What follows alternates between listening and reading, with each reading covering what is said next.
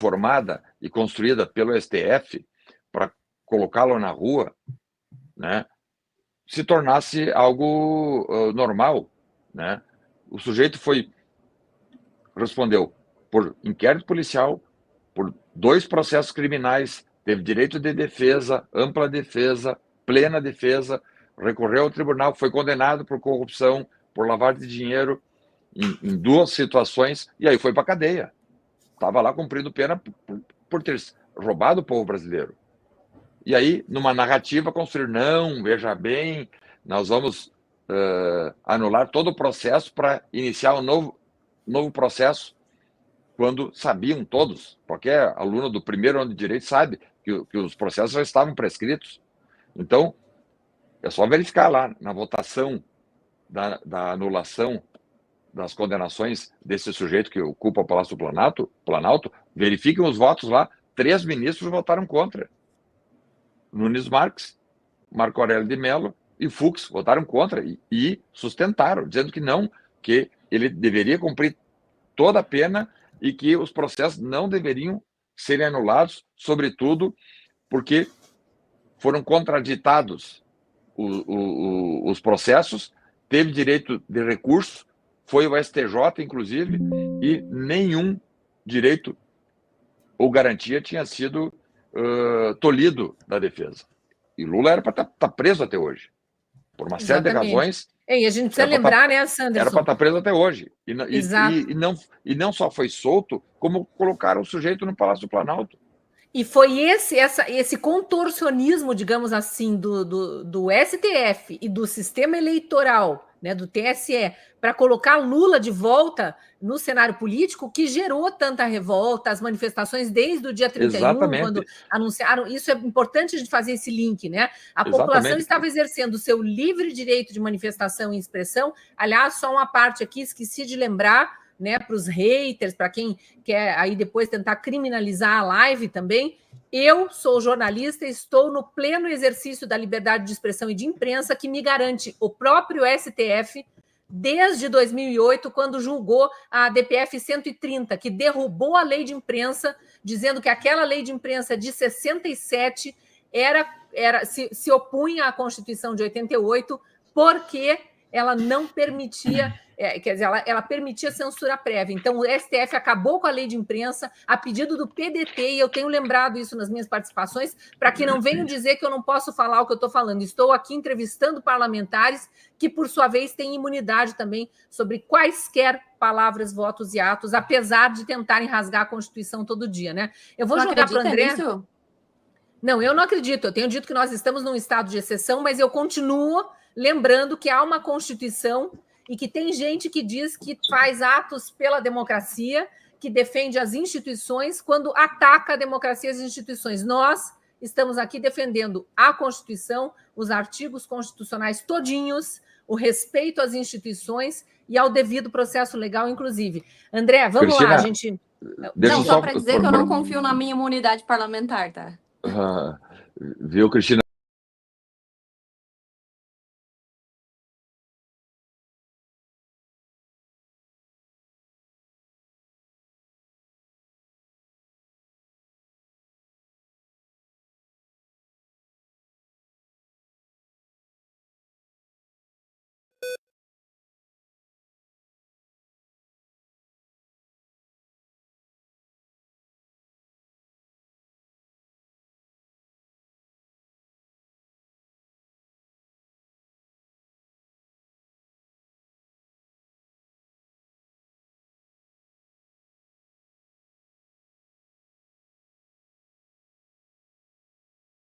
Parlamento brasileiro que tem se colocado omisso, letárgico e covarde. Isso é um absurdo que nós, deputados federais, estamos aqui hoje, temos falado muito, mas são 500 parlamentares. Para tu movimentar o parlamento, tem que ter no mínimo 260 deputados, é uma dificuldade.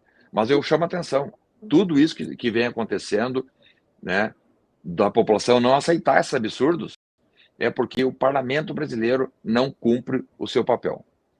Infelizmente.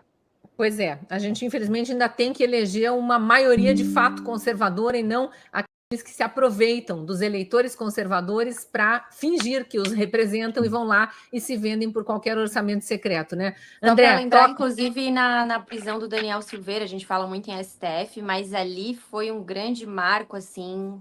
Sim, isso já foi até lembrado nos blocos anteriores aí do jurídico. Eu vou deixar o André falar, que a gente está caminhando para os 15 minutos finais da live, senão o André só ouve e não participa. André, tua vez, eu quero que você fale do relatório, do trabalho da CPMI. Eu sei que você vai ter que fazer um compilado, mas os pontos principais que vocês descobriram que são graves e que deveriam estar sendo investigados pela Polícia Federal, seja do Flávio Dino, do Lula, de quem quer que seja, mas a Polícia Federal do Brasil, e pelo próprio STF, se é que quer fazer julgamentos justos, embora não seja o foro competente. Bom dia, Cris. Bom dia, meus amigos Sanderson, Júlia, todos que estão aqui nos acompanhando até agora. Antes de falar aqui, parabenizar as FAV, vocês que estão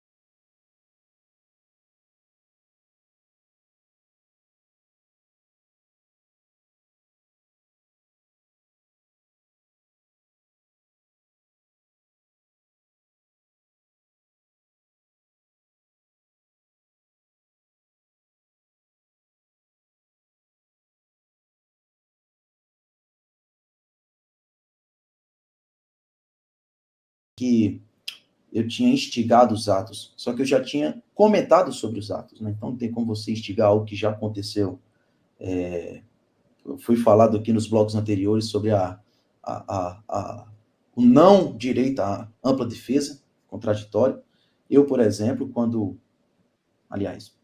no início do processo, entrei lá com o meu advogado, pedimos acesso ao processo que estavam me investigando para saber o que é que eu precisava me defender, do que se tratava. Eu recebi essa bela carta, essa bela resposta do gabinete do ministro Alexandre de Moraes, com uma tabela e um formulário enorme para eu ter que preencher, para eu explicar os motivos do porquê eu queria ter acesso ao meu processo. Então, se como parlamentar é assim, eu fico imaginando com o povo em geral. É absurdo. A gente propôs a CPMI, houve um sequestro, o governo fez um esforço jamais visto antes, não queriam no começo, diziam que iam boicotar, depois viram que perderam força após o vazamento das imagens de G. Dias ali, ao lado de pessoas servindo água aos manifestantes, aos invasores, e aí a CPMI tinha que acontecer. Eles conseguiram sequestrar a maioria, falando por estado proporcionalmente, a grande maioria do Maranhão, né, colegas e amigos do ministro da Justiça, Flávio Dino, que não teve a sua aprovação convocada, né, é muito estranho saber que algo que aconteceu envolvendo diretamente a Justiça, alguém que estava presente, que dentro da CPMI descobrimos que existiam funcionários do Ministério da Justiça que sabiam que aquilo ia acontecer, a gente não ter conseguido convocar o ministro da Justiça, ou até mesmo o próprio Capelli, é um absurdo. É um absurdo. Eles conseguiram indiciar Jair Bolsonaro, por exemplo, lá na página 800 e alguma coisa, não me vem mais, se não me engano, 819 do relatório, da relatora que é amiga do Dino, né, senadora Elisiane Gama, eles indiciaram Jair Bolsonaro por uma entrevista que ele deu à TV Bandeirantes em 1999. Né? Bolsonaro era deputado federal, em uma entrevista, em 1999, tiraram um trecho e colocaram no relatório, e esse foi um dos motivos pelo qual conseguiram indiciar Jair Bolsonaro. Mas o ministro Flávio Dino, que acompanhou tudo aquilo de camarote, que sabia que aquilo estava acontecendo, G. Dias, que participou e também sabia que aquilo estava acontecendo, não foram indiciados. Não é de não é de se espantar, tendo em vista que no dia que a senadora Elisiane Gama, que era relatora da CPMI, aprovou o seu plano de trabalho, a sua irmã ganhou um cargo na Superintendência de Pesca e Aquicultura do Maranhão. No mesmo dia que a senadora, amiga do Flávio Dino, apresenta o plano de trabalho, já dizendo que aqueles que invadiram e que entraram Palácio do Planalto, enfim, nos prédios dos três poderes, eram terroristas. No mesmo dia, a irmã ganha um cargo de superintendência de pesca e agricultura. Em outra votação também super importante, que foi quando aprovaram a ida do RAC e algumas quebras de sigilo importantes para o governo, quando conseguiram fazer isso através da relatora, a relatora conseguiu colocar o marido, emplacar o marido para ser presidente de uma empresa pública ligada ao Ministério de Minas e Energia. Então, aquela troca de cargos, troca de cargos por votos, por aprovação, por o trabalho executado na CPMI, ficou visível. A gente viu G. Dias e Saulo na mesma CPMI, um dizendo que fez algo, o outro dizendo que não fez. Alguém mentiu. O relatório foi fraudado, mas nenhum dos dois foi indiciado. Se um estava dizendo uma versão, o outro estava dizendo outra versão, tentamos fazer a cariação, não houve a cariação, e nenhum dos dois sequer foi indiciado. A imprensa e a Polícia Federal noticiaram algo que me chamou muita atenção. Eu até fui um pouco mal interpretado. Noticiaram que, através de uma das fases dessa operação, tinha uma suposta facção criminosa do Ceará financiando os ônibus para levar os manifestantes a Brasília. Sabe o que é que me chamou a atenção? É que eles lançaram isso para justamente estimular no público em geral de que realmente aquele povo era um povo terrorista, que eram bandidos. Só que eu, na função de deputado federal e membro da CPMI, fui para cima. E eu disse, já que vocês jogaram no ventilador que tinha facção criminosa envolvida, eu quero saber qual é a facção criminosa envolvida. E até hoje, nem no relatório final sequer, na Polícia Federal e no Supremo Tribunal, ninguém falou mais sobre isso. Ou seja, falaram para incriminar os patriotas. Sim. E nós fomos cobrar, nós dissemos, qual foi a facção? Já que vocês estão dizendo que tinha facção, qual foi a facção? É o mesmo caso agora, o ministro Alexandre de Moraes dizer que estavam planejando o seu enforcamento. Quem? De onde foi que partiu isso? Sabe? Como então, iriam enforcá-lo num domingo em que ele não estava lá, inclusive consta que estava em Paris. Então, assim, um absurdo. É um absurdo. Agora, a CPMI teve a sua importância de mostrar para o público em geral o que estava acontecendo, quem sabia, a conivência, eu falo assim, da Força Nacional, do Ministro da Justiça, de parte do Exército, quando o próprio Exército emite uma nota dizendo que o plano escudo lá do Palácio do Planalto falhou. Então então é o Exército, que o Lula agora é o comandante-geral, que está mentindo, ou é o Palácio do Planalto? Onde é que está a culpa? Mas nenhum dos dois, ninguém desses ambos lados foi indiciado. Então, outras claro, coisas que eu acho que a CPMI mostrou bem claro que era um projeto de perseguição a todo e qualquer integrante ou integrante do governo Bolsonaro e apoiador, que teve a perseguição a Anderson Torres, agora continuam na cadeia Coronel Naime, Sidney Vasquez, não podemos esquecer dessas pessoas. E isso foi sendo mostrado também pela CPMI, aos trancos e barrancos ali, nas batalhas ali para tentar passar requerimentos, trazer pessoas para depor e diante das negativas, né? Se eles queriam tanto esclarecimento e queriam tanto a verdade, por que não quiseram ouvir as pessoas que deveriam ser ouvidas? A contradição maior, quando a gente dizia que G. Dias estava lá com os invasores, os governistas diziam que G. Dias tinha apenas 8 dias como ministro do GSI. E aí eu pergunto, quantos dias tinha Anderson Torres como secretário de Segurança? Quanto tempo ele tinha como secretário de Segurança? A diferença é que um estava nos Estados Unidos e o outro estava com os invasores. Um foi preso de imediato, o outro sequer indiciado ou investigado. Então, dentro da CPMI, a gente conseguiu colocar na balança e mostrar. Olha, é o que o governo quer, é uma escalada de poder, eles estão indo com tudo. Lula, até o dia anterior, não tinha planejado a sua viagem ainda. Esse para é São outro Paulo, ponto importante. não Esse tinha, é um ponto mas importante. na véspera, olha só, na véspera, após, e a gente pegando os detalhamentos de tudo que a gente conseguiu através das raríssimas quebras de sigilos que Entrou uns conseguimos. balõezinhos de parabéns aí. Não sei do que se trata, falei, mas parabéns eu falei, para a CPMI. Vai lá. eu falei alguma coisa aqui, subiu um balãozinho, eu fiquei até assustado. Pois é. Parece que meu computador está sendo Mas volta essa investigado aqui questão da pela viagem BIM. do Lula na Mas vamos véspera. lá. Isso é muito importante. Olha, cronologicamente falando, o Ministério da Justiça ficou sabendo, GSI ficou sabendo. Após isso, Lula planejou a sua viagem. Então, assim, cronologicamente, ficaram sabendo, Ministério da Justiça, GSI ficou sabendo, Lula planeja a sua viagem. O oficial que organizou a viagem do Lula no dia anterior à invasão estava no palácio no outro dia. O mesmo cara, tudo isso após saber que ia ter a invasão. Mas, meu Deus do céu, será que não ficou óbvio para o povo Deixa em geral? eu acrescentar mais 2 informações que eu recebi de vários dos presos que eu entrevistei que complementam isso aí. Além dessa viagem, o Sanderson sabe, né, o tanto que demanda de trabalho de investigação de polícia previamente para um presidente da República viajar. Não se faz viagem num dia e Lula sai de Brasília e vai para Araraquara na véspera do famoso ou suposto E hoje golpe. o prefeito de Araraquara estava dando entrevista no Fantástico. Faz parte da narrativa. Isso só acontece em caso de necessidade. Mas agora, uma viagem. Uma viagem assim, vezes. Mas só 2 informações. Foram compradas, eu sei que vocês sabem, centenas de colchões novos para Papuda e para Colmeia antecipadamente. Além de liberarem presos criminosos, condenados, mulheres, traficantes, né?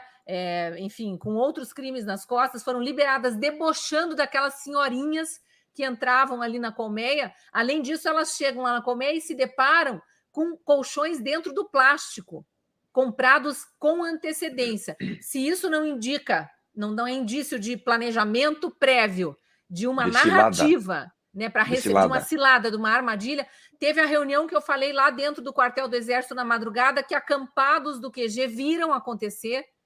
Né, pessoas entraram num carro preto, não sabemos se é Flávio Dino, mas a polícia tem que investigar isso. Essas informações precisam vir à tona, né? E tem uma página do Instagram que chegou a ter 1 milhão de inscritos, que pertence a um desses influencers aí dessa milícia digital da qual a Choquei também é parte, agora a gente sabe, que tinha 1 milhão de inscritos, que se chamava Contra Golpe Brasil. Foi criada dias antes e pedia para que os lulistas denunciassem os bolsonaristas que estavam nas manifestações, especialmente na de Brasília. E teve gente que foi presa, que não esteve em Brasília, porque essa página estampou a cara dessa pessoa em alguma manifestação. E essa página some do ar dias depois do 8 de janeiro. Tipo, com missão dada, missão cumprida, vou sumir de fininho. Cadê a Polícia Federal do Flávio Dino e do Lula para investigar essas coisas? Não tem. Então, a gente está caminhando aqui já para a rodada final. Vou deixar você mesmo concluir, André. Depois eu dou 1 minutinho para cada um se despedir. Tá, Cris. Só para também deixar claro, e eu acho que isso ficou visível, nós tentamos inúmeras convocações. Nós queríamos convocar, por exemplo, uma pessoa, um preso, alguém que estava lá. Nós queríamos simplesmente chamar um preso e perguntar como você entrou, quem instigou, quem mandou, por onde você entrou, com quem você estava. Qual era? Não teve uma dessas pessoas sequer, sabe?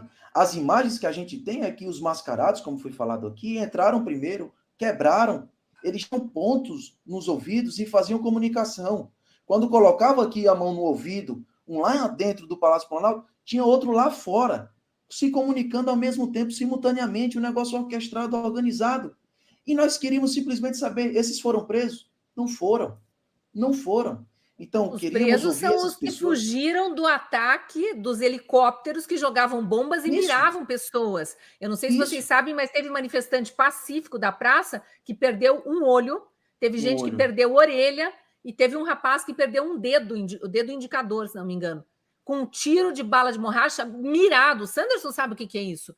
Mirado de helicóptero em cima do pessoal que estava lá. Não se joga bomba joga-se bomba, isso já foi dito em momentos anteriores aqui da live, joga-se bomba para dispersar manifestantes, mas para que eles corram para um lugar onde se possa controlar, e não para dispersar e para que eles corram para dentro dos prédios. Tanto que policiais de dentro dos prédios chamavam aqueles senhorzinhos e senhorinhas lá para se protegerem dentro dos prédios, e foram esses que foram presos, enquanto os black blocs fugiam de rapel ou acobertados por policiais mancomunados ali com o governo que queria criar a narrativa. Essa é a conclusão que a gente chega. Não, desculpa interromper de novo, conseguiu... André, pode concluir. E também a importância da CPMI foi mostrar uma coisa simples. Por mais que a gente saiba que foi tudo arquitetado, sim, foi uma armadilha, sim, o governo sabia, sim, tiraram proveito disso, sim, prova viva disso, que eles tiraram proveito, é que hoje vai acontecer uma das maiores lorotas da história brasileira, que vai ser aquele festivalzinho de horrores e de mentiras que acontecerá hoje, mas a gente conseguiu mostrar o tratamento que Lula e a sua trupe e os seus amigos e a grande imprensa trataram o que aconteceu no 8 de janeiro para o que aconteceu em 2013 e 2017. Muda-se os atores, muda-se os invasores. Lá era manifestação e aqui era um golpe no final de semana, um golpe que o ministro Alexandre de Moraes, que costuma ter todos os seus processos através de folhas e papéis impressos, não tinha nada dentro do seu gabinete, de forma surpreendente, mas, enfim, ele é um gênio, parece que ele consegue prever. Infelizmente, chegamos num ponto em que, e aí eu finalizo aqui falando, chegamos num ponto em que o patriota já pagou com a sua vida. Então, em memória de Clezão, espero que nenhum deputado federal ache que esse assunto esfriou. Outras vidas, outras vítimas estão em perigo. E a gente não pode deixar que isso aconteça. Eu não tenho medo de falar. Alexandre de Moraes tem sangue do Clezão nas suas mãos e não podemos permitir que isso continue acontecendo. O que depender de mim, podem contar comigo, mesmo que isso custe meu mandato. Cris, um bom dia para você, Sanderson e Júlia. Beijão, um abração e a todos vocês que estão nos acompanhando. Muito obrigado. E segura só mais um minutinho aí, você falou da família do Clezão, a esposa do Clezão e as duas filhas participaram do início dessa live, no bloco entre 9 e 10 horas da noite, então depois recomendo a quem não participou ouvir o que elas têm a dizer. Participou também a advogada, que é filha do preso de mais idade, que esteve preso, é um senhor de 74 anos, o pai dela estava já solto com tornozeleira e não pôde ir ao casamento dela, porque Alexandre de Moraes não permitiu. Tem inúmeros casos de famílias sofrendo, já houve tentativa de suicídio. Tem um outro caso de morte de um preso que estava tornozelado, foi fazer bico, trabalhar de pedreiro em cima de um telhado, escorregou por causa do peso da tornozeleira e bateu a cabeça, teve traumatismo craniano. Mato Grosso, se não me engano, esse preso, me perdoe a família por não lembrar o nome agora. Eu queria puxar a rodada de despedida aqui, lendo alguns dos recados que estão chegando através das famílias das vítimas. Depois vocês podem ler no grupo de WhatsApp que a gente criou aqui para colocar essa live de pé. Muito obrigada mesmo, é um consolo para nós, sabendo que vocês lutam por nós com tanto afinco. Como é bom ter figuras tão proeminentes e tão importantes em nosso cenário político, vindas por meio do resultado do trabalho de vocês, aqui falando dos comunicadores também que ajudaram na organização da live, que Deus os abençoe abundantemente, e um vindo direto das famílias das vítimas, a Asfav traz para nós. Parabéns a todos por confortar nossos corações com essa live tão verdadeira. Obrigado, Asfav, por nos defender. Deus abençoe a todos. Então, Júlia, vou deixar você para o seu minutinho final, cada um com um minutinho, e eu vou pedir que depois desse minutinho vocês continuem nos bastidores, que a gente vai jogar um vídeo aqui, vai ser a transição desse para o último bloco da live, e é um vídeo que é um compilado de imagens que foram gravadas pelas câmeras ou dos policiais, ou do Senado, ou, enfim, algumas câmeras que os advogados conseguiram, depois de suplicar acesso ao processo, e que o esposo de uma das vítimas, que é uma estudante de medicina da USP, que ficou presa por muito tempo na Papuda, ela é até do teu estado, né, André? Você deve conhecer o caso da Roberta Brasil, do Ceará. O marido da Roberta Brasil fez um compilado de imagens e tem o massacre da polícia que apareceu naqueles helicópteros em cima daquelas pessoas que estavam se manifestando pacificamente, e muitos dos absurdos dos black blocs fugindo de dentro dos prédios. Júlia, tua despedida, muito obrigada já, e agradecendo em nome de todos que participaram da live aqui pela tua presença na madrugada, tendo uma filhinha pequena em casa, eu sei como é difícil. Obrigada, eu só tenho a agradecer por quem organizou essa live, agradecer também à doutora Carol, né, advogada que sempre esteve em muito contato lá com o meu gabinete, me passando diversas situações, e pedir desculpas aí pro pessoal, meu marido estava falando que o pessoal estava comentando ali no chat, a Júlia tá com sono, né, mas também essa hora já são 3 da Normal. manhã. Agradecer aí os colegas deputados, né, não somente o Sanderson e o André, tem vários outros, e dizer que a gente, é uma frase que eu tenho usado muito, que a única luta que se perde é aquela que se abandona. E eu tenho certeza que hoje nós temos dentro da Câmara dos Deputados e também no Senado, em menor proporção, muitas pessoas que estão lá justamente para lutar pelo país mesmo, para mostrar a verdade, para que esse Brasil tão rico que a gente tenha, de fato possa mostrar o seu potencial. As pessoas querem viver livremente, ou querem empreender livremente, e não. E assim, vou te dizer, o que a gente sente, pelo menos o sentimento da rua aqui em Santa Catarina, a imagem que eles estão querendo passar na imprensa, aqui não colou. Boa noite a todos. Obrigada, Júlia. Sanderson.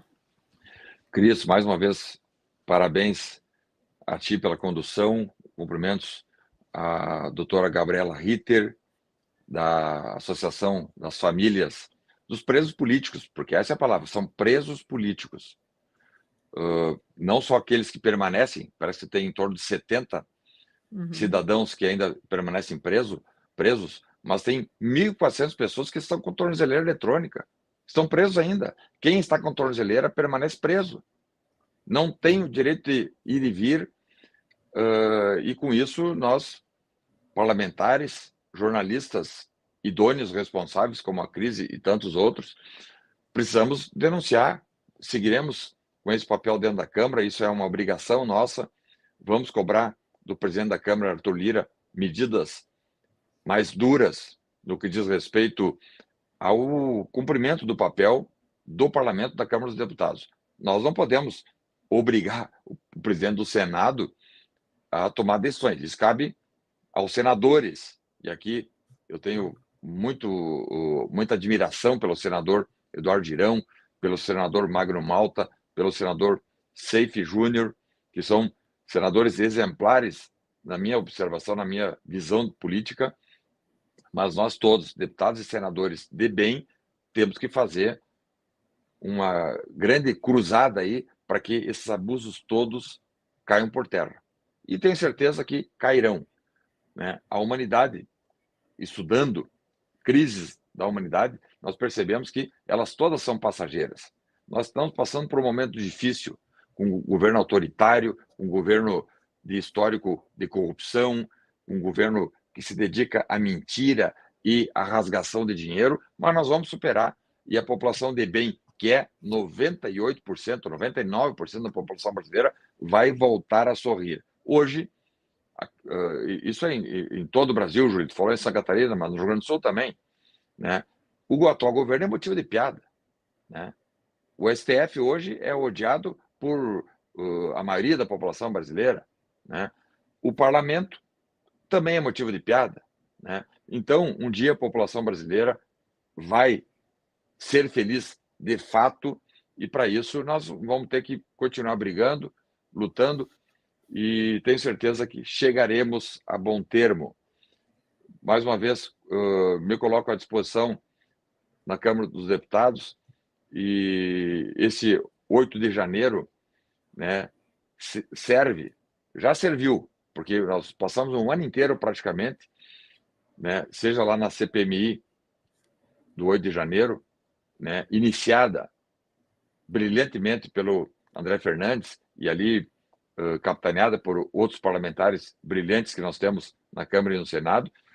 Na Comissão de Segurança Pública, que eu presido até fevereiro, março desse ano, nós procuramos cobrar algumas posições do ministro da Justiça, que fugiu, né? Ele cometeu crime de responsabilidade, mas não, e está lá no STF, Eu representei o PGR e o PGR tem que cumprir sua missão constitucional e encaminhar uma denúncia ao STF. Mas ele preferiu cometer um crime de responsabilidade, descumprindo o artigo 50 da Constituição, a ir à Câmara dos Deputados para falar.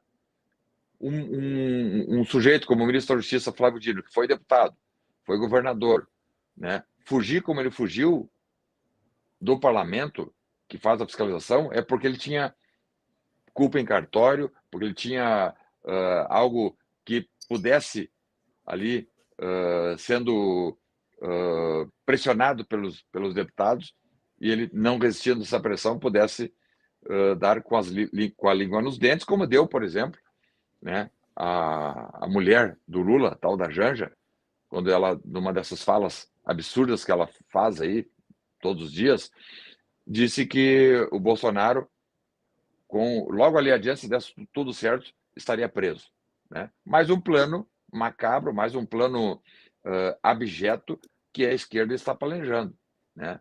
Provavelmente eles ali na frente vão inventar uma acusação, porque só inventando, né, para fazer com que Jair Bolsonaro seja colocado na cadeia, e aí sim vai ser, na minha observação, o desastre total da esquerda, porque a população, já de saco cheio de ver tantos abusos, não vai permitir. E, só para finalizar, eu vou convidar a Júlia, o André Fernandes, enfim, todos, em se concretizando esse absurdo de 40 milhões para construir um museu, sei lá.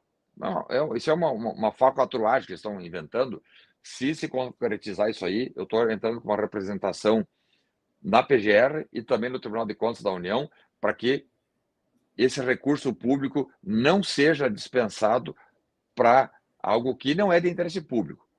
Não, a população brasileira não tem interesse em construir memorial de 40 milhões de reais para fazer política barata para a esquerda no Brasil. Obrigado a todos, contem sempre comigo lá na Câmara dos Deputados. Obrigado, Sanderson. Vou jogar a bola para você. Desculpe, André, vou jogar a bola para você, trazendo uma fala do Sanderson. Ele lembra dos quase 70 que continuam presos e tem seguidora, né, espectador nosso aqui, o Arson Oliveira, escrevendo que tem também os que já foram condenados injustamente a 14, 16, 17 anos de prisão nos julgamentos virtuais em lote. Já são cerca de 30 condenados. Então, com essa, eu deixo você se despedir aí rapidamente. André, obrigada. Obrigado, Cris. Sanderson e Júlia, brigadão aí por compartilhar aqui esse momento. Parabéns mais uma vez a todos da ASFAV, aos comunicadores, mais de 7 horas de live, isso aqui é histórico. Realmente, parabéns mesmo a todos vocês, os deputados que estiveram aqui antes, e, enfim, senadores, deputados, os parabéns de verdade. Eu tenho certeza que isso leva um mínimo de conforto aos familiares dessas vítimas. Saber que nós não estamos dormindo, estamos lutando.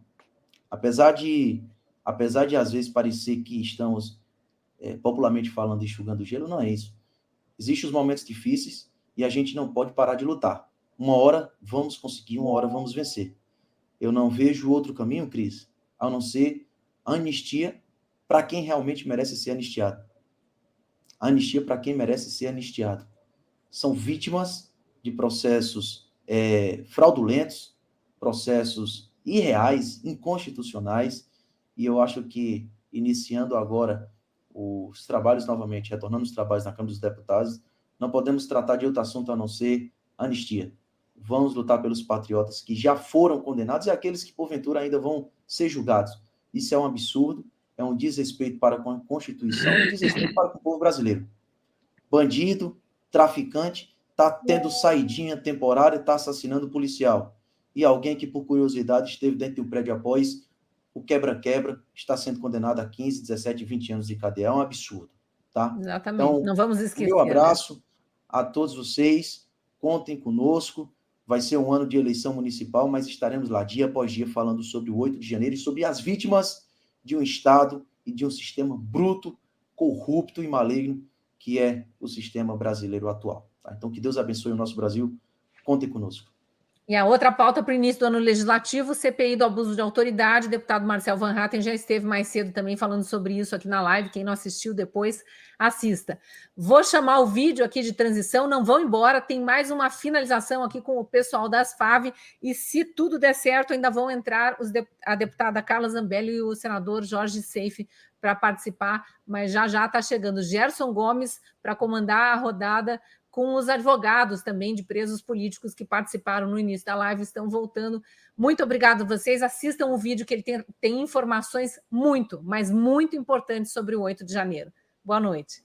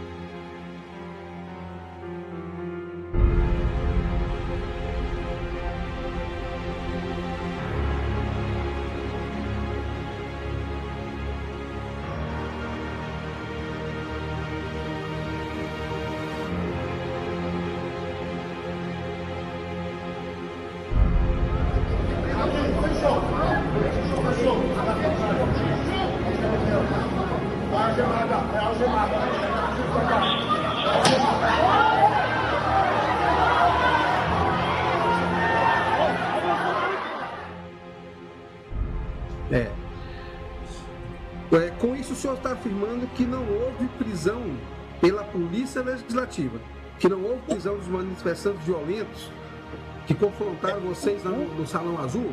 O do Salão Azul não foi preso, não, porque a PM chegou e a PM, quando a PM evacuou, foi com bomba de efeito moral, foi com gás, e a gente de um lado e a PM do outro. Então, eles não foram presos porque eles fugiram, né? Os manifestantes agressivos, então, fugiram e não foram presos. Fugiram porque eles quebraram o vidro do Salão Azul, um vidro lateral que dá ali para taquigrafia, e escalaram, né? Escalaram ele dá no primeiro andar e foram embora.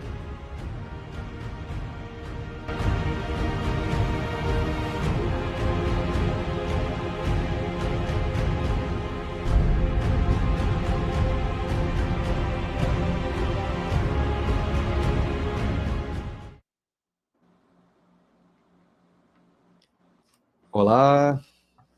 Olá. Estamos entrando já na fase final da nossa super live, que não por acaso ela foi organizada com 8 horas ininterruptas para que nós apresentemos o contraponto da verdade do que aconteceu no 8 de janeiro.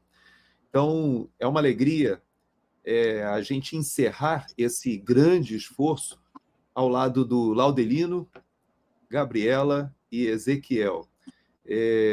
De certa forma, nós faremos um apanhado agora nesse finalzinho de alguns detalhes que são desdobramentos ou até reflexos de tudo que aconteceu no 8 de janeiro e que chegaram reflexos e ondas desse período todo de um ano em que nós trouxemos aqui durante essa live informações que muitas pessoas não tinham e até fizemos uma reconstrução do que aconteceu. Mas eu queria, antes de convidar vocês para falarmos alguma coisa de encerramento, eu queria ainda provocar algumas reflexões. A primeira delas é que muita gente não sabe, e eu vou conversar com o Ezequiel um pouquinho sobre isso, mas a Gabriela me passou o contato de um advogado do Espírito Santo e eu fiquei perplexo, Gabriela, porque descobri por seu intermédio, e depois eu fui conversar com esse advogado do Espírito Santo, que ele tinha clientes presos desde o dia 15 de dezembro. Ou seja, muito antes do 8 de janeiro, nós já tínhamos presos políticos lá no estado do Espírito Santo, e me causou estranheza, porque era um pastor que foi preso ali na porta do 38º Batalhão, mas havia também um vereador, um radialista e um jornalista. E estavam presos há um ano com a seguinte situação: sem nunca terem sido sequer ouvidos pela Polícia Federal. Um ano presos, sem nunca terem recebido a acusação. Ou seja, eles estavam presos, não havia nenhum tipo de indiciamento formal, e a Procuradoria-Geral da República, por 3 vezes, se negou a apresentar acusação e solicitou a soltura, e o ministro Alexandre de Moraes não soltou. Essa situação eu acabei investigando graças ao estímulo da Gabriela e do próprio Ezequiel e da Carol Siebra, e eu cheguei, Laudelino, numa situação completamente inusitada. Por quê? Não sei, acho que o Laudelino... não sei se dormiu. Dormiu, não, acho que ele congelou. Vai ter que sair. Ele congelou com o olho fechado, assim. Tá. Não tem problema. Mas, então, enquanto ele... Eu vou ver se eu consigo tirar e colocar ele aqui de novo. Mas, de toda forma, o que eu queria chamar a atenção, e que é muito provável que a audiência nem tenha tido conhecimento desse fato, é que esse caso no Espírito Santo foi um exemplo perigosíssimo de uso dos inquéritos secretos que antecedeu até o 8 de janeiro. Uma das coisas que me chama muita atenção, Ezequiel, é que você fala e sempre nos lembra que esses 1.500, praticamente, brasileiros que foram presos ali, eles foram levados à Suprema Corte e foram levados e foram arrolados no inquérito do ministro Alexandre de Moraes, que era esse mesmo inquérito que prendeu esse pessoal no Espírito Santo e que já vinha sendo utilizado para perseguição política durante bastante tempo. Mas, no caso do Espírito Santo, eu queria só contar para vocês uma curiosidade. O que aconteceu lá foi que o jornalista, esse jornalista, eu tenho até o nome dele aqui, para poder dar os nomes, o Jackson Rangel Vieira, um jornalista que, de mais de 40 anos de profissão, ele descobriu uma licitação no Detran que achou estranho, descobriu que havia intermediação de uma empresa chinesa, fez a denúncia. Depois, essa denúncia acabou sendo seguida por um vereador, que depois foi eleito até presidente da Câmara de Vereadores de Vitória, e ele também foi perseguido, e um radialista foram perseguidos, e E por que eles foram perseguidos? Porque queriam calar essa acusação. Esse imbróglio durou alguns anos, foi parar no Supremo Tribunal Federal, a ABI entrou, o ministro Toffoli, na época, deu ganho ao jornalista, mas quando a Procuradoria ou Procuradora-Geral do Estado descobriu que não tinha mais jeito de calá-los, sabe o que ela fez? Ela ligou lá para o Alexandre de Moraes, fez um contato e arrolou esses inimigos políticos, esses adversários políticos do Espírito Santo, no inquérito lá das fake news, dos atos antidemocráticos. E com isso eles foram presos junto com o pastor na porta do 38, ou seja, do 38º Batalhão, como se fossem bolsonaristas, como se fossem ativistas antidemocráticos. Então eles pegaram um problema local do Espírito Santo e arrolaram esse inquérito do ministro Alexandre de Moraes, e ele se prestou a isso, embora a Procuradoria-Geral da República não tenha aceitado. Por que eu estou trazendo esse caso? Porque isso mostra para a gente que esse desdobramento que acabou desaguando no dia 8 de janeiro, ele parte de um pressuposto anterior de perseguição política que já vinha desde o período eleitoral e foi desaguando ali no 8 de janeiro. E eu queria deixar para vocês uma provocação específica em relação ao atual presidente do Supremo Tribunal Federal, mas que tem uma relação grande com o que está acontecendo hoje. Deixa eu ver se eu consigo botar o Laudelino de volta aqui. Consegui. Então, o pessoal disse que você tinha dormido, Laudelino, mas eu quero pedir para vocês fazerem rapidamente, observem o que o ministro Barroso vai falar sobre o dia 8 de janeiro, que na minha opinião, ele falta com a verdade, mas não só falta com a verdade, ele demonstra um preconceito perigoso. Presta atenção. Talvez essa seja a faceta mais desalentadora do processo histórico que aconteceu no Brasil. Religião misturada com ódio e com agressividade. Então, as pessoas que quebravam amarretadas, depois ajoelhavam no chão e rezavam. Veja o que ele fala, que as pessoas arrebentavam as coisas com marretadas e depois se ajoelhavam para rezar. Ezequiel, eu fiquei indignado quando ouvi isso, primeiro porque nós sabemos que estamos vivendo nesse momento uma associação da religião, sim, com atos de pedofilia. Há um padre em São Paulo que está envolvido aí numa CPI, que é um padre conhecido, e, ao mesmo tempo, acabei lembrando que o próprio ministro Barroso se aproximou e se envolveu de um preso também por questões sexuais relacionado, que era o João de Deus, né? Então, eu acho essa associação que ele fez não só maliciosa e preconceituosa, porque ele estava falando daqueles evangélicos e católicos e até espíritas kardecistas que ficaram durante semanas orando, rezando pelo país. E, segundo ele coloca, e eu creio que isso é muito grave, Gabriela, ele faz uma acusação que eu não vi uma única imagem de pessoa que quebrou e depois ajoelhou para rezar. Pelo contrário, as pessoas que eu vi lá rezando, ajoelhadas, dentro do Senado, as pessoas que estavam ali clamando, eram justamente as pessoas pacíficas que tentaram impedir, inclusive, que fosse feita a depredação. Então, eu queria abrir esse bloco dos nossos comentários falando com vocês que é importante a gente desfazer essas mentiras, mas sendo bastante pontuais, particularmente nesse tipo de preconceito do próprio presidente da Corte hoje. Veja que, passado um ano, nós ainda temos esse tipo de mentira, porque não é nenhuma questão de equívoco, porque aí, nesse caso, na minha avaliação, há um preconceito mentiroso. Eu queria ouvir vocês um pouquinho sobre isso. Primeiro você, Ezequiel, que é um pastor evangélico, o que você achou dessa colocação dele de dizer que houve uma mistura de religião com ódio?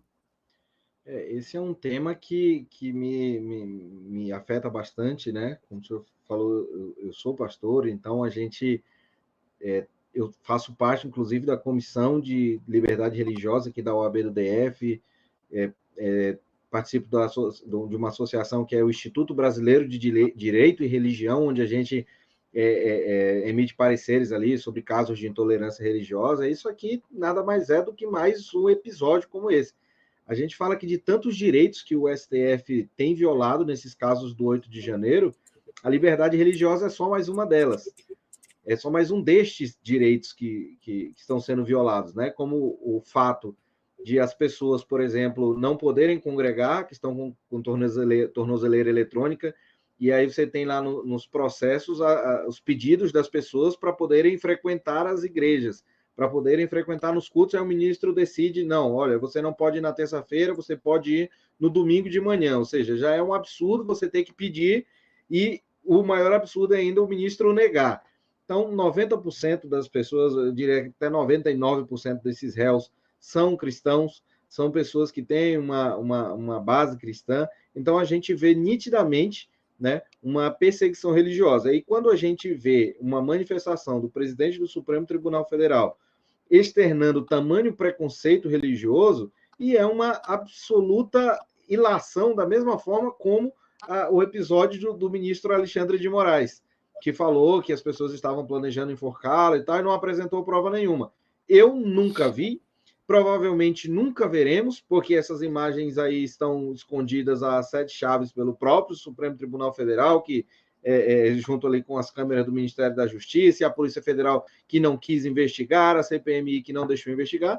Dificilmente a gente vai ter acesso à íntegra dessas imagens, e se tivéssemos, eu garanto que não veríamos pessoas depredando e em seguida ajoelhando. Isso é uma imagem criada na mente preconceituosa do ministro Barroso para tentar associar a religiosidade das pessoas àqueles atos de depredação. Mas a gente não fica surpreso vindo de quem vem, né? Porque a gente conhece essas pessoas, os ministros são, em sua grande maioria, pessoas de extrema esquerda que têm ali o seu viés comunista, e nada mais comunista do que a tentativa de destruição do cristianismo.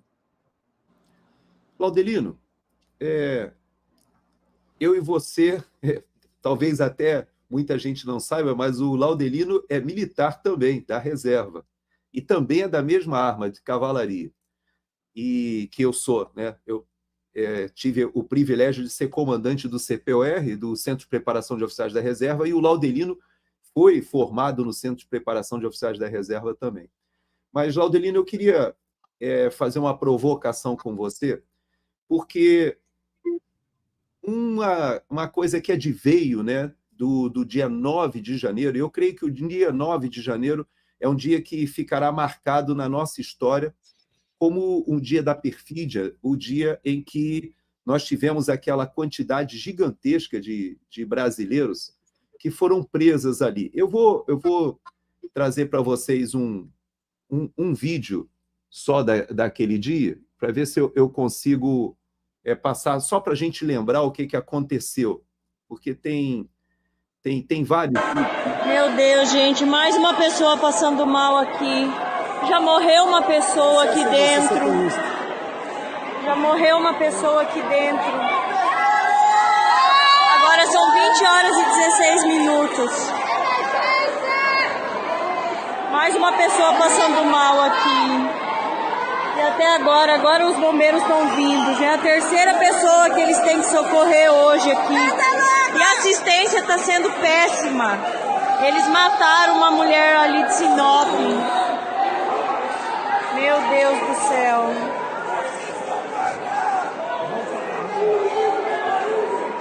Na verdade, depois nós descobrimos que houve uma pessoa que tentou o suicídio, mas ela não veio a óbito, não é isso, Ezequiel, Gabriela? Acho que a Gabriela tem melhor essa informação. Mas, Laudelino, o fato é que essas pessoas estavam acampadas na frente do QG do Exército, já há bastante tempo.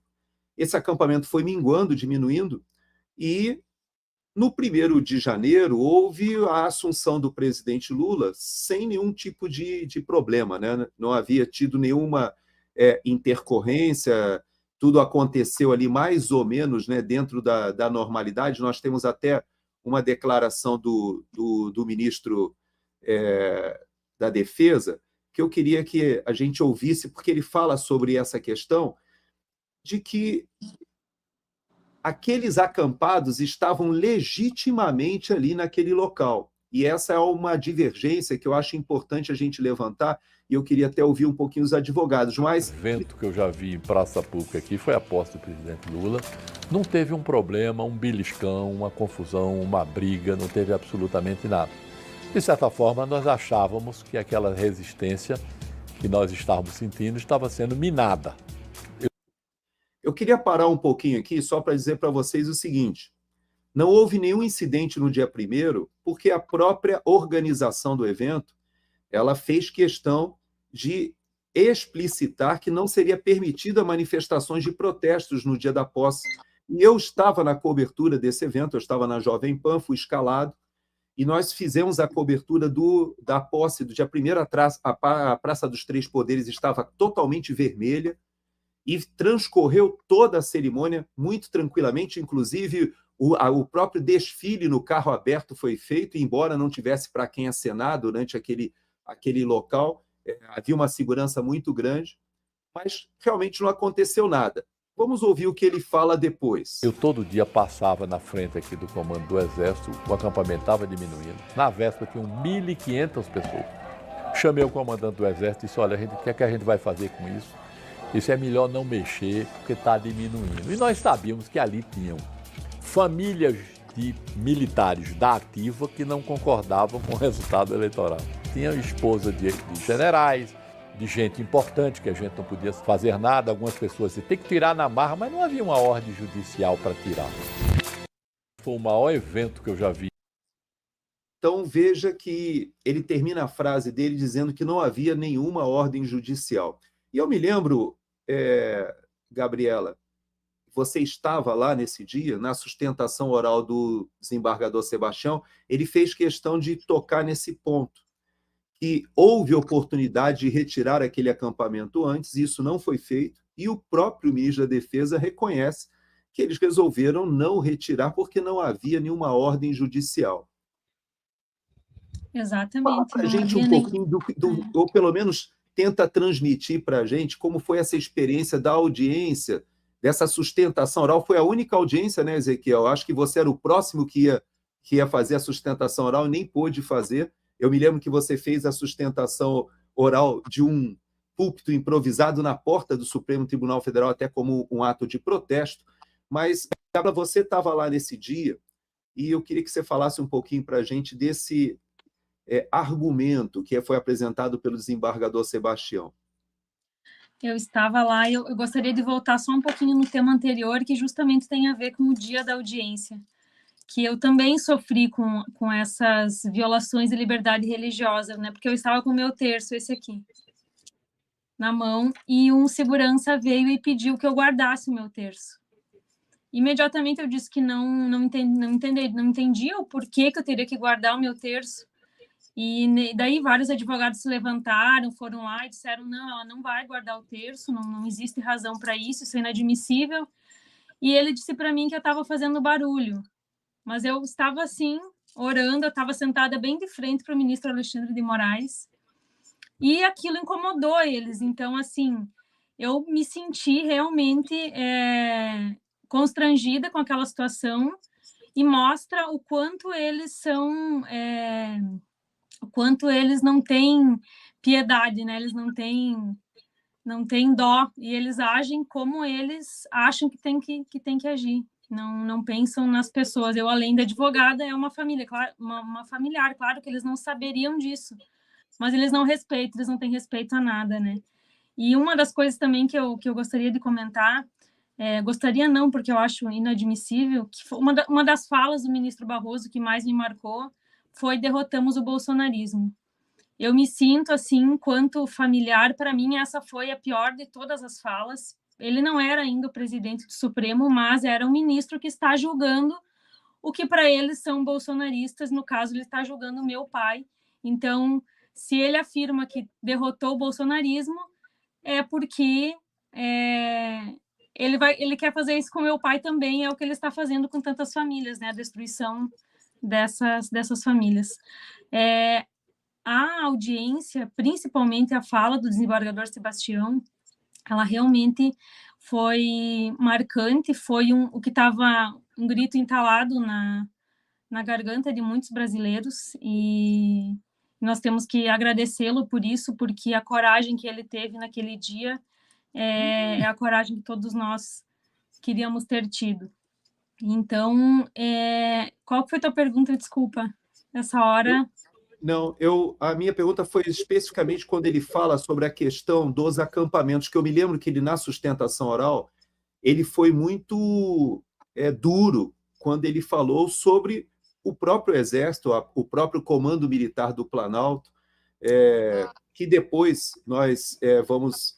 aí eu vou provocar o Laudelino, porque tem a questão do próprio general Dutra, né, que depois ele fala sobre a questão do dia 9, mas me chamou a atenção que o doutor Ezequiel ele toca o dedo na ferida quando diz que aquele acampamento era um acampamento, até que chegou a ordem do ministro Alexandre de Moraes, completamente legal e estava embasado, inclusive, numa autorização dos 3 comandantes de força, né? Exato. Essa autorização foi emitida em novembro, então todas as pessoas sentiam-se seguras ali numa manifestação completamente legítima. E eles, ao meu sentimento, né, eles encontraram uma maneira de terminar com essas manifestações que culminou nos atos de 8 de janeiro, que aí teve a ordem, então, para desfazer esses acampamentos no Brasil inteiro. Exato. Agora, Laudelino, você sabe que o ministro Alexandre de Moraes ele estava em Paris, se eu não me engano, ele estava fora do país, né? E o que me chamou a atenção foi que houve aquele incidente, já no final do dia 8, o Exército manda muitas tropas ali para o acampamento e manda, inclusive, blindados. Mandou 2 blindados guaranis, e eles foram colocados e foram postados lá na entrada da esplanada que faz a interseção da esplanada que vem da esplanada dos ministérios, né, que a gente chama do eixo monumental ali, né, com a entrada do setor militar. E esses blindados foram colocados para não deixar a polícia entrar. E eles não foram colocados para cercar o acampamento, eles foram colocados porque havia um imbróglio, porque havia o interventor, que, detalhe, foi assinado toda uma documentação, decreto de intervenção, o ministro Alexandre de Moraes, de outro país, conseguiu expedir a prisão de todas aquelas pessoas em flagrante, inclusive também o próprio ministro Alexandre de Moraes destituiu o governador, ou seja, houve uma articulação, e se você ler os documentos, são documentos muito elaborados, de alguém que está fora do país, e tudo aquilo foi construído naquela tarde e noite. Bom, o comandante do Exército, era o general Arruda, à época, ele não autorizou que fosse feita aquela prisão sem que houvesse uma ordem judicial. Como é isso? O presidente da República, como falou o general Dutra, falou para ele por telefone, tem que prender todo mundo. E, absurdamente, né, nós vimos que houve toda essa bateção de cabeça, ninguém sabia o que fazer, depois o próprio general Dutra esclarece que foi feita reunião, e aí se coordenou que seria feita a prisão no dia seguinte. Mas, de toda forma, o Exército Brasileiro saiu muito manchado dessa situação. Até hoje, há um grande problema porque os comandantes das 3 forças decidiram se manter em silêncio.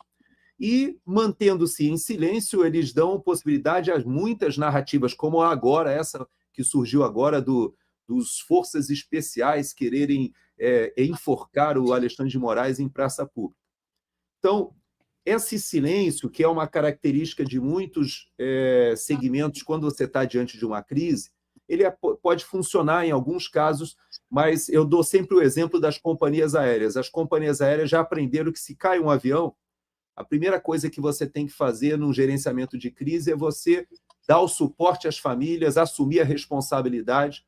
Infelizmente, as Forças Armadas decidiram se manter em silêncio, e, por causa disso, até hoje há esse imbróglio de confusão em que muitos militares e o próprio comandante do Exército entendeu que ali não poderia ser feita uma prisão, depois é feita uma coordenação, porque vem uma ordem judicial que aparece durante a noite do ministro Alexandre de Moraes, fora do país, mas ele determina, e isso é cumprido no dia seguinte.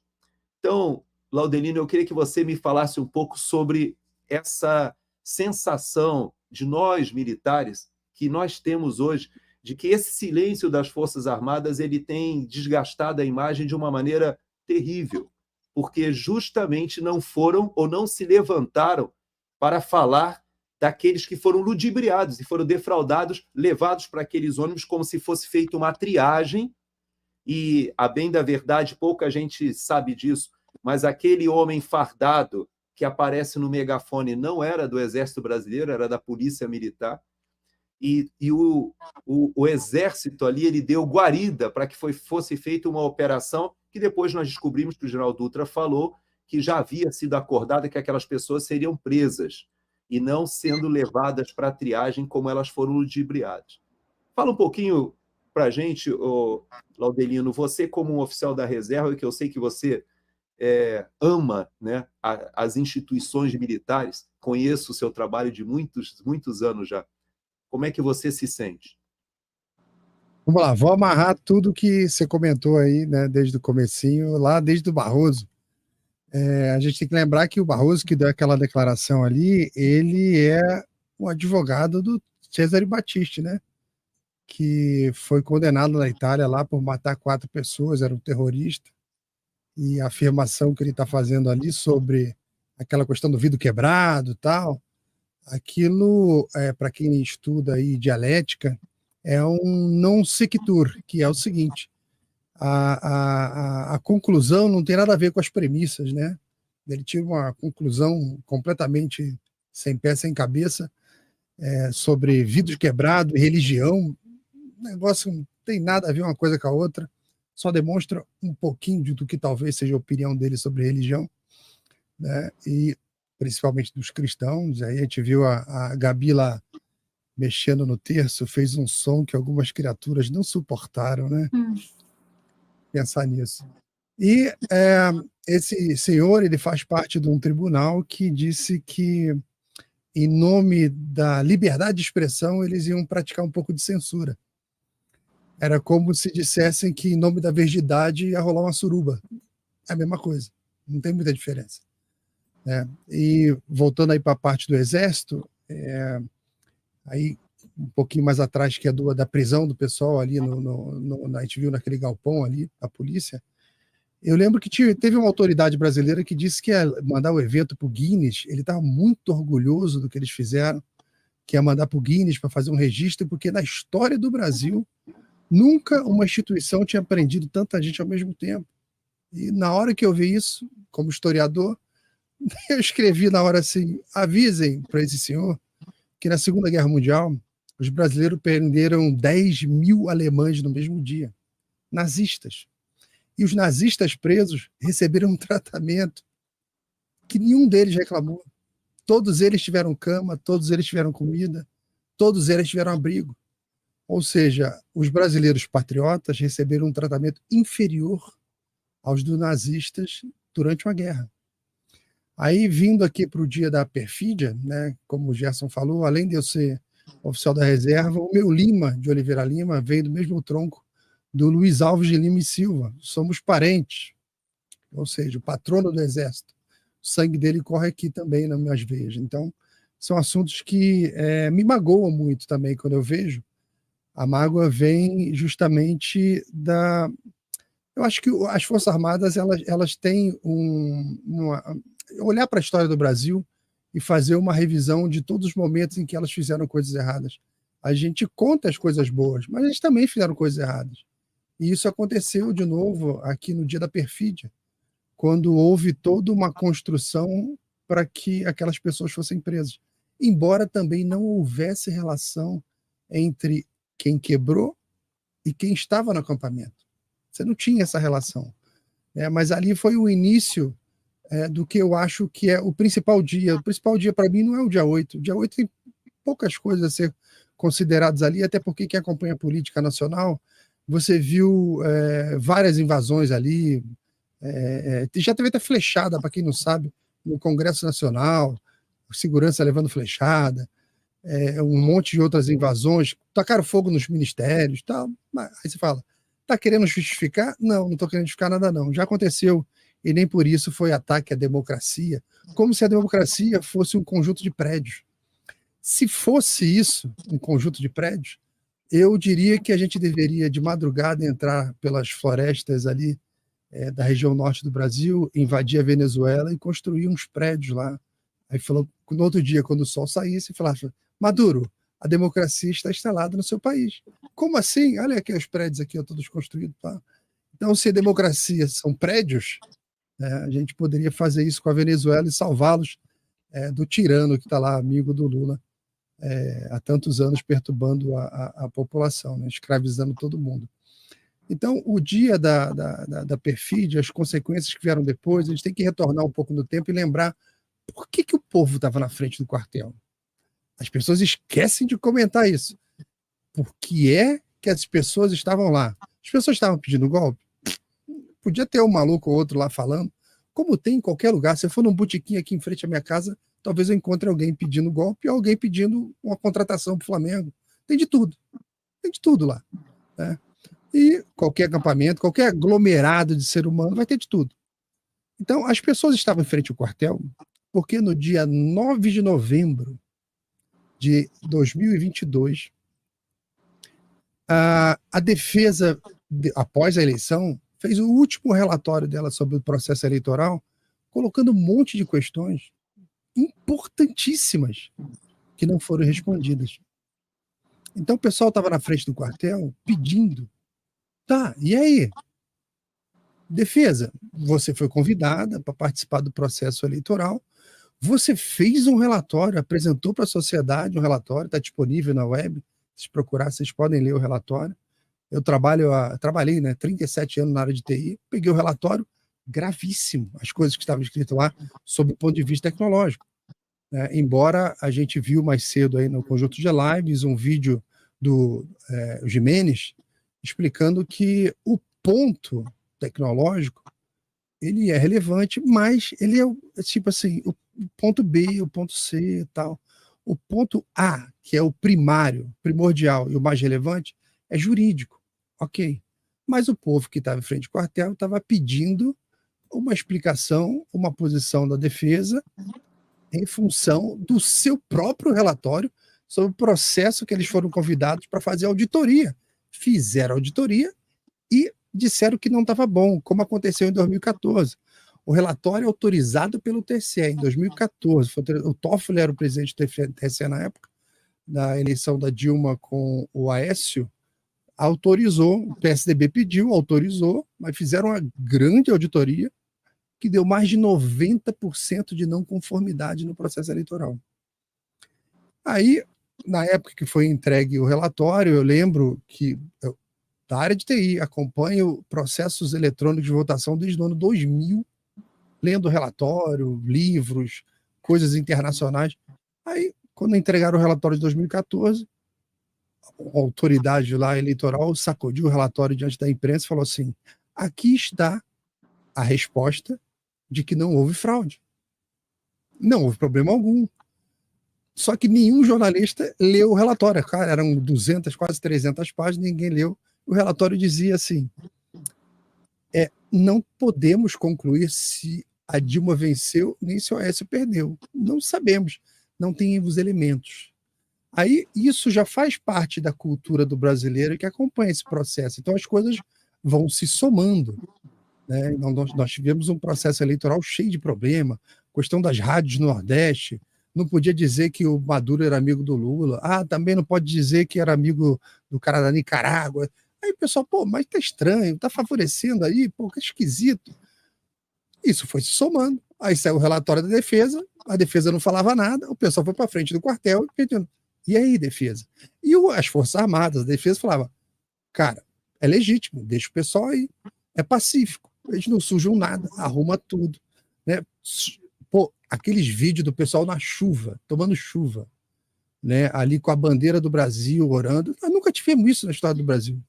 E até os militares olharam bem e falavam, caramba, quando a gente vai lá na frente do quartel trocar a bandeira, que todo dia tem a cerimônia de hastear a bandeira, tirar a bandeira e tal, nunca teve tanta plateia, nunca teve tanta audiência, né? E o militar curte, o militar gosta, né, de ver essa aproximação. O 7 de setembro de 2022, eu tive lá em Brasília, assistindo, parecia final de Copa do Mundo, um negócio belíssimo de ver, muito bonito de ver, né? Então, isso que a gente estava vendo na frente dos quartéis era uma continuidade desse movimento, que foi todo interrompido.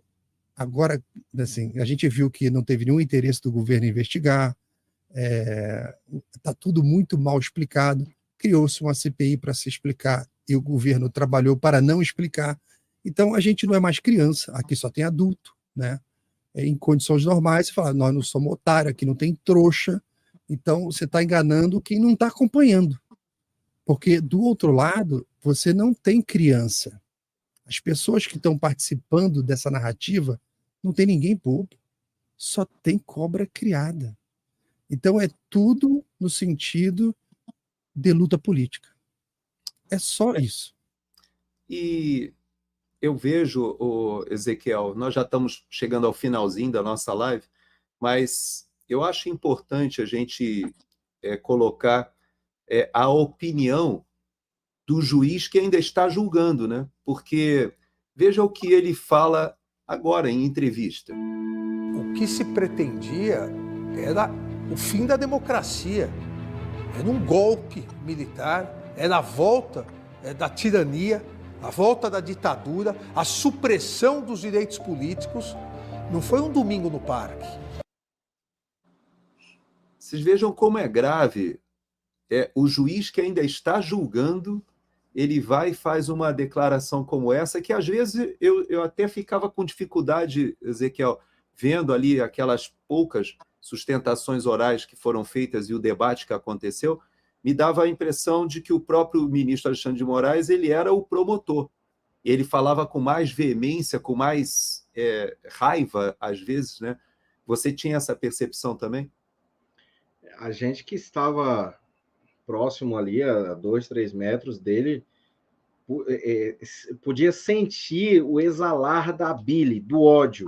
Eles falam tanto de ódio, né? Mas não existe pessoa mais odiosa na nossa nação do que o ministro Alexandre de Moraes. Você sentia o prazer dele em condenar aquelas pessoas, em insultar os advogados, em afrontar as famílias que estavam ali. Então, assim, é uma pessoa que muito provavelmente não deve estar 100% das suas emoções, e você percebe que quando ele fala desse caso, ele tem um problema pessoal com essas pessoas, eu acho que essa é a mente de todo tirano, de todo ditador, ele quer ser amado, mas como as pessoas o desprezam, ele quer impor a sua vontade a essas pessoas. Então, é muito triste, é uma pessoa que as pessoas que estão presas, uma hora elas vão sair, as que estão com tornozeleira, uma hora essa tornozeleira vai ser retirada, e ele vai viver eternamente aprisionado no seu círculo de ódio da sua consciência, né? Então, a gente só tem a lamentar por isso, porque por conta desse sentimento, desse coração peludo, as pessoas estão sofrendo, mas a gente vai continuar trabalhando, e nós só temos a agradecer porque no meio dessa guerra, dessa luta, a gente pode contar com pessoas como o senhor Coronel, o Laudelino, a Gabriela, que são pessoas que a gente tem a honra de estar ombreado no meio dessa dificuldade, e nós vamos sair vencedores disso.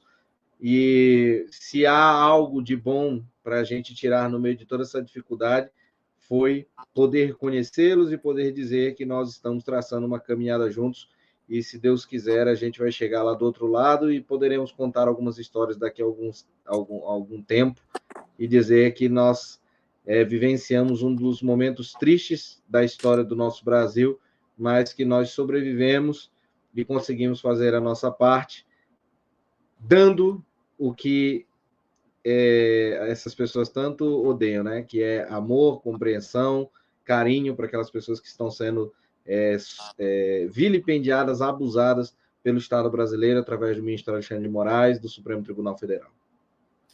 Gabriela, eu vou pedir que você, nesse encerramento, né, fale para as pessoas, ou pelo menos desminta esse vídeo que eu vou te mostrar agora. De certa forma, o que esse cidadão vai falar agora, ele expressa a versão comprada pelo mainstream, que daqui a pouco vai estar passando várias mensagens que o governo está divulgando. Eu não sei se vocês viram, vocês que são de Brasília, veja que o governo até já preparou uma iluminação especial, né, colocando democracia nos une, né? E o que a gente tem visto é uma celebração de um dia vergonhoso. Mas, de certa forma, Gabriela, eu vou te passar um trechinho bem pequenininho e eu queria que você ouvisse, absorvesse o que você vai ouvir, porque ali está dizendo que essas pessoas que marcharam do acampamento com bandeirão, acreditando no país, ouça o que essa pessoa fala desses brasileiros. E o que se viu, para o meu espanto, foi a polícia militar escoltando esses bandidos que não poderiam ter saído de dentro do acampamento do quartel.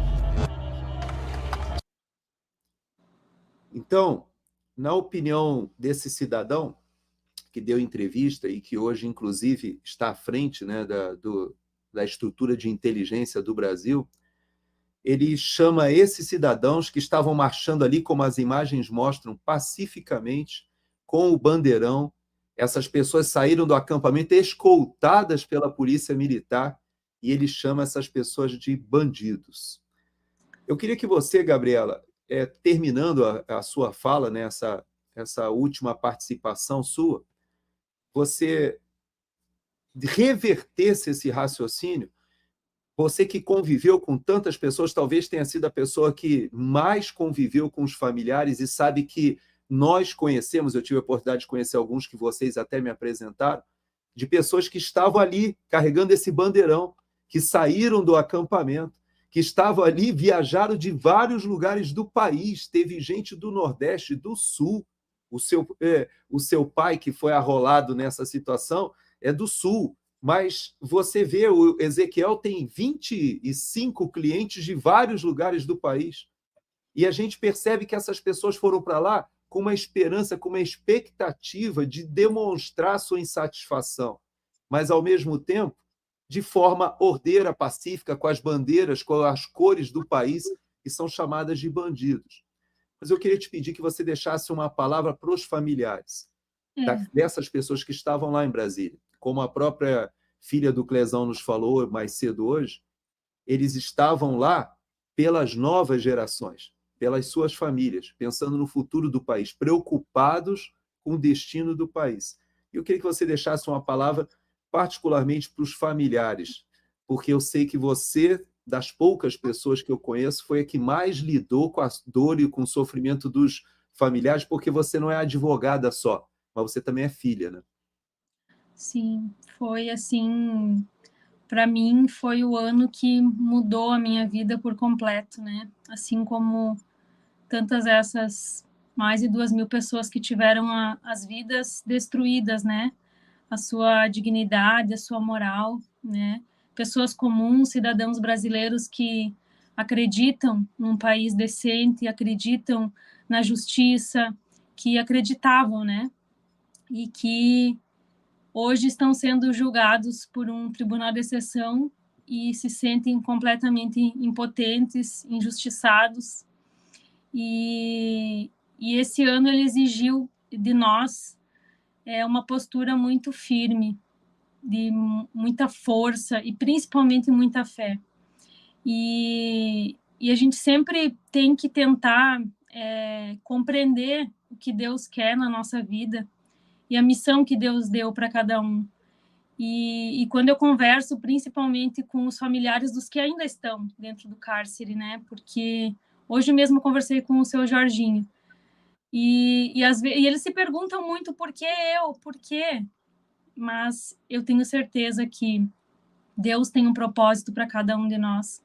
E não é à toa que eu saio do Rio Grande do Sul para ir, né, para o meu pai, né, saio daqui para defender meu pai e recebo essa missão tão árdua que é, porque Deus sabe que o que chega, né, no meu coração, eu vou até o fim, as famílias sabem disso, ninguém fica para trás, ninguém fica desamparado.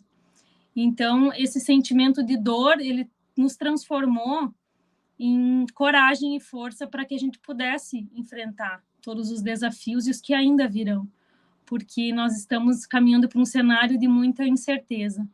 E aquelas pessoas que marcharam até com aquele bandeirão, pode ter certeza que não eram bandidos, são pais, mães e famílias, são avós, crianças, pessoas que acreditam num futuro decente.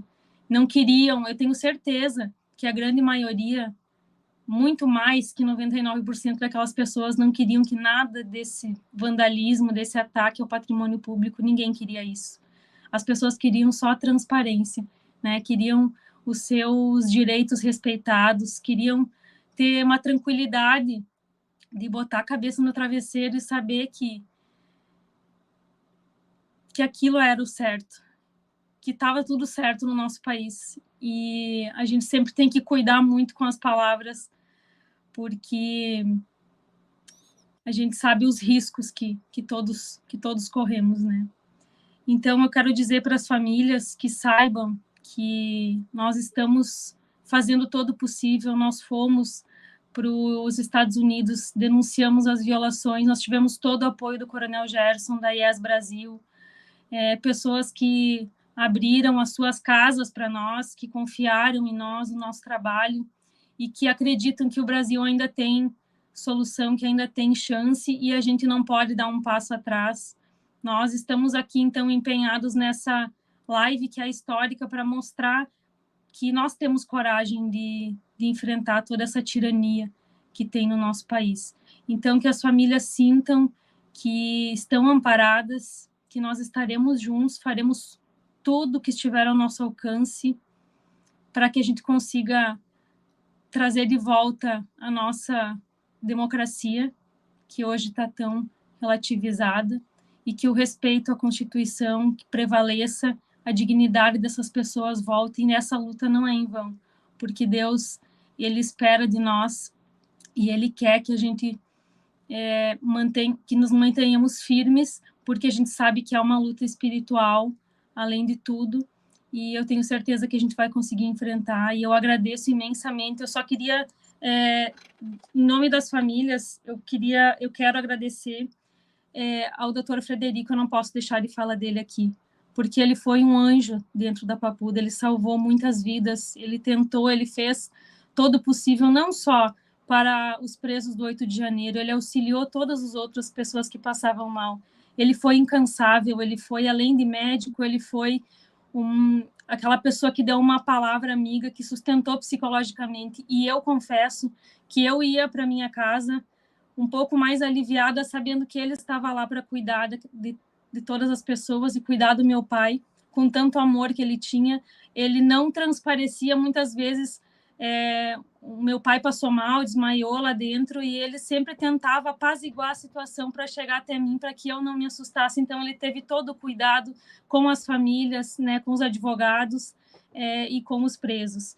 E eu também quero agradecer, em nome da associação, a Jaqueline, que é a nossa secretária, que ela é um anjo, ela tem esse cuidado, esse apreço com todas as famílias, ela é aquela pessoa que está sempre disponível, sempre ajudando. Ela liga, ela faz chamadas de vídeo, ela tem o maior empenho assim, e amor na causa, e tudo isso é voluntário. Todo mundo está trabalhando pelo bem, né, e pela paz.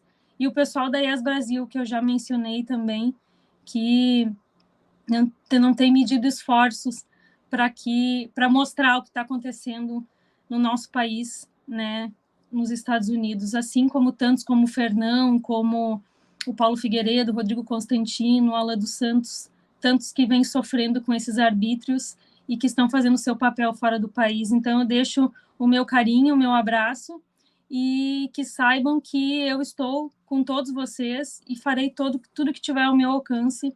Podem contar comigo sempre. Laudelino, é uma surpresa, nem a Gabriela sabe, eu acho que nem o Ezequiel, mas o Laudelino ele fez uma proposta para o Luiz Felipe de uma obra, né?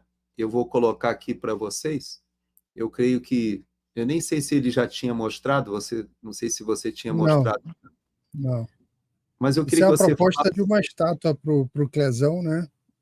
Que a ideia era você construir a estátua com a família e esse vazio que representa a ausência do Clezão.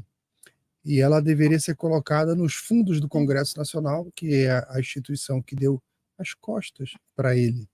Então, tinha que estar nos fundos do Congresso, que é o local onde o Congresso o colocou, afastado, atrás. Só que quando você olha por ele, você vê do outro lado quem é o culpado pela morte dele. Através dele você vê. Tanto faz o lado que você vê. De um lado você vê um tribunal, se você for pelo outro lado da estátua, você vê o executivo. Então, é uma proposta de estátua em homenagem ao Clezão, para ficar ali atrás, para sempre. O Brasil lembrar que um dia, essa coisa que a gente chama de república, que é uma farsa, ela tem um monte de erros no século XX, e nós chegamos no século XXI com, acho que o maior de todos, onde o Estado brasileiro permitiu, tá? Quando eu falo Estado brasileiro, a gente costuma falar muito do judiciário, né? A gente fala muito do tribunal, tal, mas eu queria tocar num outro ponto que eu não vejo ninguém falando, que é o seguinte: o Brasil há muito tempo já sabe, acompanha que tem problema no Congresso. A gente sabe que o Congresso não é perfeito. O modelo que permite que coloquemos pessoas no Congresso não é perfeito. A gente sabe que tem problema no Executivo, o Executivo também é imperfeito. O que a gente viu nos últimos anos é que, se o Brasil fosse um motor, existe uma peça do motor, que é o Judiciário, que é a que mais faz barulho no motor hoje. Você para na oficina, o motor está funcionando, você fala: pô, mas que barulheira está vindo dessa correia aí, desse negócio e tal. É o que mais faz barulho hoje. E a minha pergunta, que eu deixaria até para o pessoal que é do direito administrativo, que é do penal, é que a gente tem hoje uma pletora de funcionários públicos, concursados, inteligentíssimos, eles têm mestrado, têm doutorado, têm PhD, eles estudam, são completos dominadores do direito, mas eles não hesitam nem um segundo em obedecer ordens ilegais dentro de um processo legal. Um dia tudo isso vai ser passado a limpo, né? E fica a questão: o que será que está guardado dentro do direito penal, constitucional e administrativo para empregados e funcionários públicos que hoje participam de toda essa ilegalidade? Isso não pode ficar sem consequência. Essa estátua que ficaria atrás do Congresso é para lembrar isso. Não é o tempo que o judiciário... Não é o judiciário. A máquina estatal brasileira como um todo já não funciona mais, porque tem uma peça que não está funcionando e as outras peças, outros sensores, pesos e contrapesos, e coisas que foram criadas para se autolimpar, né, para deixar a máquina funcionando, não funcionam também. Isso não vai ter consequência? Essa estátua ali atrás é para lembrar que não é só, ela está bem atrás de todo, ela está ali no meio de todo mundo, né? Você tem o executivo, legislativo e judiciário, está todo mundo junto ali, porque é o centro do Estado brasileiro. Então é ali que era o local dela, ali que ela deveria ficar, para que a gente nunca mais esquecesse que durante esse período, que eu acho que é o período mais baixo da história da República, que é o que a gente vive hoje, é um período que a gente não pode esquecer. Ao mesmo tempo, como a gente sempre fala aqui, que Deus é que sabe, né, o caminho que a gente vai seguir, para onde que a gente vai, o que a gente está passando. Eu gosto muito de pensar na seguinte analogia. Eu imagino lá um papai do céu lá conversando com alguém, dizendo assim: eu vou fazer esse país gigante, vou fazer esse país grande. Beleza. Aí alguém chega e fala para ele assim: mas esse povo que mora lá, ele merece? Aí ele fala assim: vou te provar que ele merece. Olha quanta dificuldade eu vou jogar para eles. Você vai ver que eles vão sair do outro lado mais forte. E é o que a gente está vivendo. Nos resta não permitir que no nosso turno essas coisas continuem acontecendo. A gente usar de todas as nossas armas e ferramentas para lutar por um Brasil melhor. Essa é que é a nossa missão. Obrigado, Laudelino. E com essa fala final do Laudelino, eu quero deixar você que nos seguiu até agora, nós temos mais de 5.000 pessoas ainda nos assistindo no YouTube, às mais de 4 horas, 4 horas e 13 minutos, e eu sei que muita gente ainda vai nos assistir, e eu quero te pedir que você, durante o dia, passe esse link dessa live, nós faremos vários cortes, se você puder também, divulgue nas suas redes sociais, porque hoje será um dia essencialmente de uma batalha informacional, onde, infelizmente, o governo e pessoas insensíveis, e muitas vezes pessoas de má fé, agirão para colocar sobre os ombros desses brasileiros, que eu posso falar para vocês com toda a convicção, a grande maioria não quebrou um vidro, não jogou uma pedra, não fez um ato de vandalismo, estão sendo tratados como aqueles que estavam lá, dentre os infiltrados, dentro daqueles que se descontrolaram, dentro daqueles que foram realmente para quebrar, mas que são a minoria. E, no entanto, nós temos pessoas e brasileiros hoje que estão sendo julgados e condenados a apenas de 17 anos de prisão, sem ter uma única imagem, uma única prova mostrando que eles cometeram qualquer ilegalidade.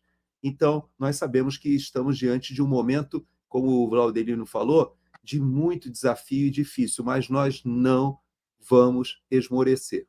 E eu quero deixar essa palavra para você e pedir que você divulgue durante o dia, que nós passemos esse dia 8 com as informações que foram amealhadas nessas 8 horas de live, dessa super live, na qual nós podemos compartilhar a verdade. E a Cris Grêmio nos pede que nós todos usemos uma hashtag. Peço até que vocês me ajudem. 8 de janeiro, qual é a hashtag? Aqui, vou olhar aqui. Não, 8 de janeiro, a verdade. Não, 8 de janeiro, a verdade, o A maiúsculo. Isso. O A maiúsculo. Então, 8 de janeiro, o A maiúsculo, verdade. Então, 8 de janeiro, a verdade. Essa hashtag, que a gente suba essa hashtag hoje durante o dia, compartilhemos muito do que foi produzido nessas 8 horas, e eu quero te pedir, não desista do nosso país. Nós temos, como falou a própria viúva e as filhas do Clesão, nessa obra de arte que o Laudelino sugere, que é uma obra que pode nos fazer lembrar, acho difícil que eles autorizem colocar ali, viu, Laudelino? Mas seria muito importante, o que elas nos disseram hoje, dizendo que as mantém ainda de pé é saber que a morte do Clesão não foi em vão. E nós temos que honrar esse sacrifício dessa família não desistindo do nosso país.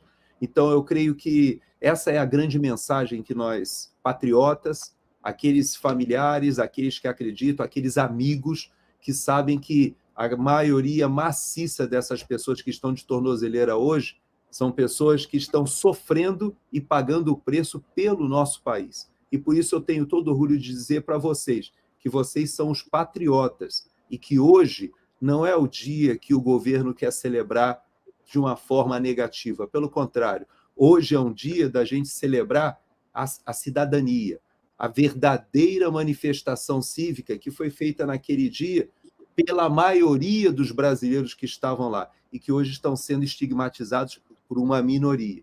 Minoria essa que tem que pagar, que tem que ser responsabilizada, que tem que ser levada, e é importante que a gente diga, nenhum dos conservadores defende a impunidade, mas defende o devido processo legal, em que a individualização das condutas esteja estabelecida, em que a gente saiba quem são aqueles que entraram no Palácio do Planalto, quem são aqueles que foram filmados pelas imagens vazadas pela CNN, quem são aquelas pessoas que quebraram, existem imagens, mas essas pessoas não foram presas. Então, é lamentável que, com tanta tecnologia, nós não tenhamos condições hoje de levar ou de responsabilizar as pessoas que efetivamente cometer os atos de vandalismo. E, infelizmente, também não responsabilizamos os negligentes, e aqueles que levaram que isso acontecesse e que se beneficiam dessa situação politicamente, como nós veremos nas próximas horas. Eu espero que a grande massa da população não endosse esse tipo de celebração que o governo hipocritamente e cinicamente estará conduzindo hoje durante o dia, e que a gente consiga refletir que o momento que nós vivemos no país é um momento que deve nos estimular a não desistir, a estarmos ombreando com esses que estão de tornozeleira eletrônica sofrendo e não deixando que eles sofram sozinhos. Então, deixo essa última palavra para vocês. Agradeço a presença de cada um de vocês que nos acompanhou dessas 8 horas. Mais de 5.000 pessoas ainda estão conosco até agora e quero te pedir que durante o dia divulgue, passe para as pessoas, coloque a hashtag 8 de janeiro a verdade e possamos estar fazendo o contraponto e rompendo essa informação que o mainstream jornalístico tentará durante o dia hoje veicular, mentindo, dizendo que essas pessoas que estão de tornozeleira são terroristas, são criminosos, são bandidos, quando, na verdade, eu posso afirmar, são os verdadeiros patriotas. Fico com Gerson, você. sem esquecer que museu é uma instituição que você visita para conhecer coisas que não existem mais, tá? Então, se tem o Museu da Democracia, significa que ela não existe mais. A gente só indo no museu para ver. Não deixa ele estar errado. É verdade. Obrigado, Ezequiel. Obrigado, Gabriela, Laudelina, e obrigado a você que até agora esteve conosco. E, se Deus quiser, nós passaremos um 8 de janeiro diferente do que o mainstream jornalístico que o governo gostaria. Deus abençoe você e não desistemos do nosso país.